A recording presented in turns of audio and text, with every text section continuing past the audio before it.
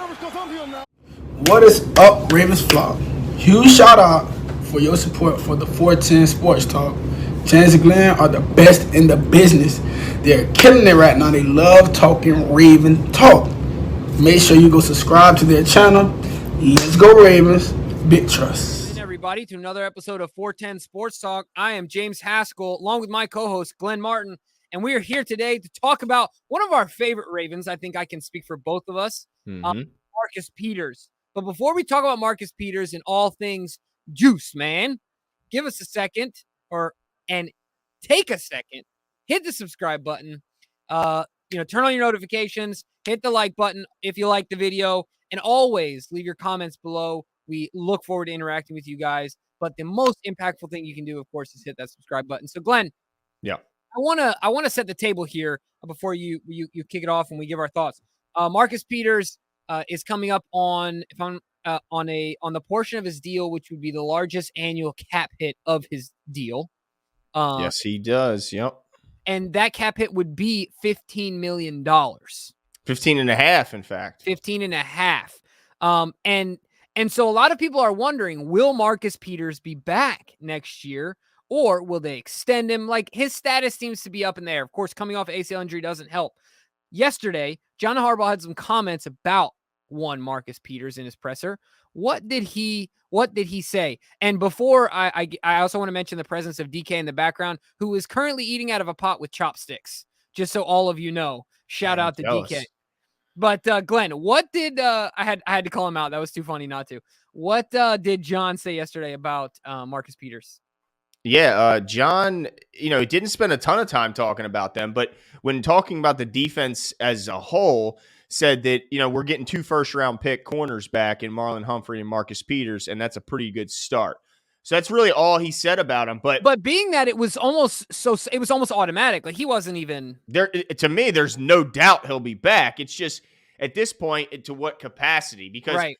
You're talking about a $15.5 million cap hit, which, as far as I can see, is, let's see, Ronnie's at 18.5, Marlon's at 17.5, and then Lamar Jackson's at 23.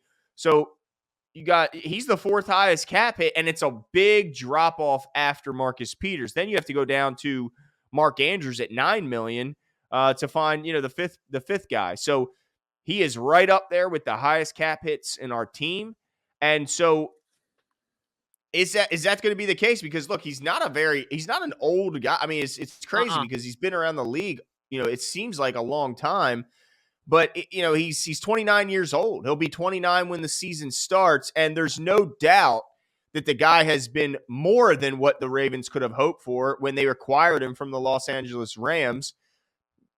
The guy's been nothing but spectacular since he's gotten here. So what's your initial like, do you think they just simply leave him on his last and final year of his contract and let him play the season under that large of a cap hit? No, I don't. So a few things came to my mind. In fact, he's been so good at what he does, even with the year off this year. I think he still leads, since he's coming out in the NFL, I think he still has the most turnovers. Oh, it was by a wide margin. Right. So even with this year off, I don't even think it makes a difference. So, no, I don't think they let him play out this year at that hit because everything is starting to tighten up, right? With Lamar's salary getting bumped up to 20 and change. With Mark's deal being more than what it was. With Ronnie and Marlon and all these guys that are turning into, turning into bigger cap numbers. So with that being said, I think any place the Ravens can create an or that can take advantage of an opportunity to lessen the cap hit, they're going to do so. I think Marcus Peters gets an extension. I think he loves it here. I think he really wants to be here, and I think the Ravens love him being here. And they sorely missed him in this past season, and it was very, very noticeable from his personality, his team first, mentality, to his tenacity, his on play, his ability to turn the football over, right? His intelligence, all of it. So yeah, I think he gets an extension, a well-deserved extension, injury or not. And now what does the The fact that Wink is no longer here and McDonald is now the DC. Of course, we haven't heard from Mike McDonald yet. Expected to hear from him tomorrow. But what now? Do you expect the fact that we have a new DC? Does that lower the need for having 2 top end corners, or does that not change a thing for you? I don't think it changes a thing until the rules change in the NFL, right?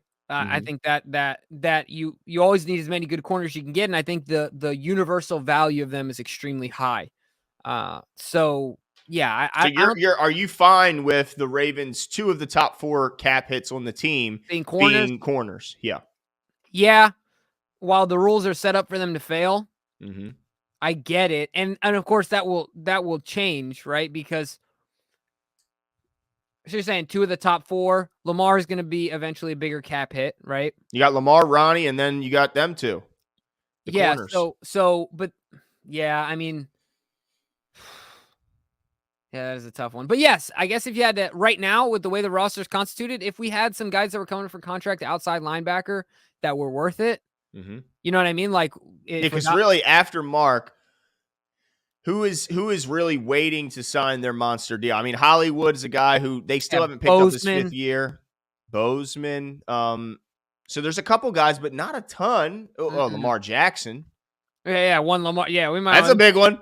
Yeah, that's a big one. But either way, I think to answer your question, yeah, I'm okay. I'm completely okay with that, and I want Marcus Peters, and I expect Marcus Peters to be here for an extended period of time. I'm going to be really disappointed if Marcus Peters doesn't stay a Raven. I've been disappointed when Ravens players have been traded or not re-signed in the past, and I've always understood. There's only been a few occasions. Anquan Bolden was one of them where I just was like, really, really disappointed in the outcome of that. Now Ryan got it though because he came the highest paid, right? But this one, I don't think Marcus is going to be the highest paid corner. If we let Marcus walk, I might be disappointed to the proportions of an Anquan Bolden because he identifies with the Baltimore Ravens and the fans so much, and he's an incredible player. Period. He's a producer. So anyway, I filibustered enough. No, I agree. I mean, I was setting you up. I mean, I wanted your opinion because I think. When you see the number, it can scare some fans away. But when you really look at the value that guy brings, not just as a player, he brings immense value. But there's no doubt that the swag he brings to the field is infectious throughout the secondary and throughout the entire defense. Right. The on-field smarts. I mean, they talk about having a coach on the field. He's the epitome of that. I mean, this guy, say what you want. The guy is a football genius. Right. and so we hear it about, even when he was hurt, he was on the sideline of the, that Rams game calling out pretty much everything that they were doing offensively. And he helped from the sideline. So imagine, not just his talent being back on the field, but also his on-field coaching being back. I think, he's extremely missed last year. And I think that Marlon Humphrey's dip in production, you can also, point to saying, well, how much did Marcus have to do with the success that Marlon had, in the sense that, you could at least go, all right, with that side of that boundary is taken care of by Marcus Peters. That's done. Let's let Marlon do, what he does. Who knows? But I think that his impact is felt more than just what he brings to the field. I think it's what he brings to his teammates. But I agree. I think he gets an extension. I think he stays here in Baltimore for the near future. And I think that they still value cover corners over virtually every other position on the defensive side of the ball, including pass rush and all that. So what if you get rid of them? What are you going to do to replace them? You're either going to have to sign another big. And do you really think Anthony Averett, as much as we like Anthony Averett, is he Marcus Peters?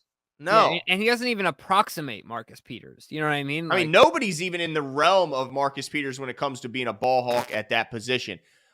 The only person you could say is even close is Diggs, who just had this big year for the Cowboys. But at this point, we don't know if that's a sustainable thing for him, whereas Marcus Peters has done it every year for his entire career, and we know he's going to bring that back when he comes back to Baltimore. Yeah, absolutely. So I'm looking forward to Marcus Peters being back. I'm looking forward to being extension. You agree? You think an extension will be had, or do you think it will be extension? I mean, 15 and a half, that's a big chunk of your cap when this is theoretically, this is the last year before Lamar's cap number really explodes. And to be honest with you, I don't even think it makes sense to straight up cut him because I think his dead money number is pretty high as well. I think it's $5 million in dead money for Marcus Peters, if I'm not mistaken. 10 million. 10 in dead money. Woo! Oh no, I'm sorry. You're right. 5.5 in dead money, 10 million in savings. So yeah, you're gonna pay him 5.5 to go play for someone else, right? And possibly hurt you. Right. No, I think they definitely extend and look to lower that cap hit. Yeah, absolutely. Because then at the end of the day, if you pay him 5.5 and then you pay another guy 7, or if you cut him, exactly. You know what I mean? You're still paying the same amount. Paying out 12 and you're getting a worse player. And then if you don't, so people could say, well, you could always draft a corner. Still got to pay him too. If you're getting a good one, he's a first rounder. It's not like he's and also you have to spend a first round pick. Those are valuable. I mean, those are very valuable. So yeah, either way, you got to pay someone to play that position, or or you're going to just have a worse version of you're going to have a worse player there. And I don't think we want that. We've seen enough of that this year. And look, if you're the 32nd ranked defense passing, you don't cut Marcus Peters. You just don't do it. So you look to extend him and lower his cap hit. But I mean, let us know what you guys think. I mean, were you excited to hear that Harbs was just so matter of fact in talking about his return? Do you expect there to be some negotiations to lower that $15.5 million cap hit? And really, if you're Marcus Peters, why not? Like, you're going to get more money, so it makes sense for really both parties. But let us know what you guys think in the comments below, and we'll talk soon.